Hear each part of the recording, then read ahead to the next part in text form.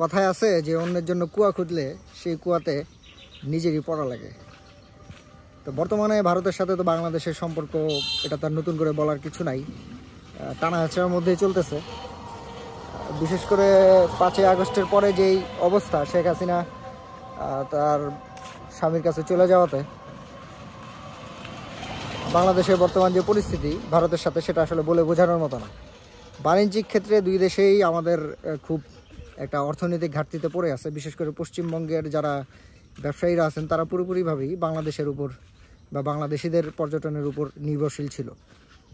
তো এক প্রকার আমাদের যেমন একটা ক্ষতি হয়েছে যে আমরা আসলে ভারতের সাথে ব্যবসা বাণিজ্য করতাম, সেটা আসলে বিষয়টা খুব ভালো ছিল। কিন্তু সেখানে তাদের ব্যবসায়ীদের যেমন ক্ষতি হচ্ছে, আমাদের ব্যবসায়ীদের যে ক্ষতি হচ্ছে না, বিষয়টা এরকম না, হচ্ছে। হয়তো সাময়িক সময়ের জন্য আমরা ক্ষতিগ্রস্ত হইতেছি, হয়তো ভবিষ্যতে এটা সমস্যার সমাধান হয়ে যাবে।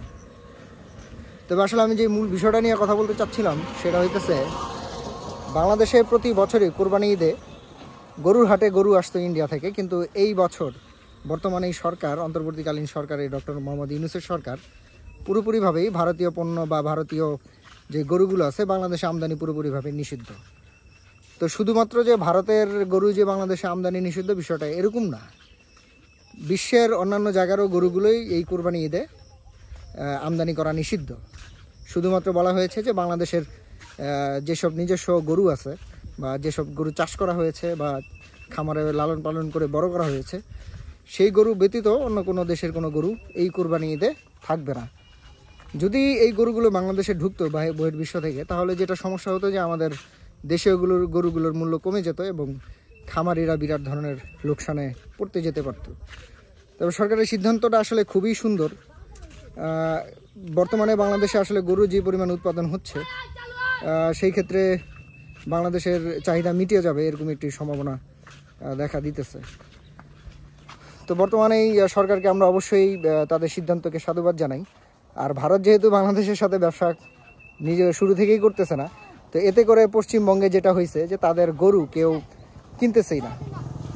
যেই গরু বাংলাদেশিরা ক্রয় করতো 2 লাখ থেকে 2.5 লাখ টাকা দিয়ে, সেই গরু এখন ভারতে বিক্রি হচ্ছে 40 থেকে 50 হাজার টাকা, যা খামারিদের পুরোপুরিভাবেই লসের একটি অংশ হিসেবে চলে যাচ্ছে। তো এই হচ্ছে বর্তমানে ভারতে গরুর অবস্থা। বাংলাদেশিরা গরু না কেনার ফলে ভারতের ব্যবসায়ীরা এখন পুরোপুরিভাবেই পথে বসতে শুরু করছে। তো এটা হচ্ছে বাংলাদেশের জন্য একটি সুসংবাদ। যেমন মোদি হচ্ছে বাংলাদেশের সাথে ব্যবসা বাণিজ্য বন্ধ করছে, যার ফলে ভারতেই এই সমস্যাটি তৈরি হয়েছে। তো এই যে বলা হয় যে আসলে অন্যের জন্য কুয়া খুললে সেই কুয়ায় নিজেরই পড়তে হয়, তো মোদি সরকারের অবস্থা সেই রকমই হয়েছে। তো দেখা যাক সামনে কি হয়। আমরা চাইবো যে আসলে দুই দেশের মধ্যে খুব দ্রুতই যাতে খুব সম্পর্কটা আবার আগের মতো সুষ্ঠু হয়ে যায়, এতে দুই দেশের জন্যই ভালো।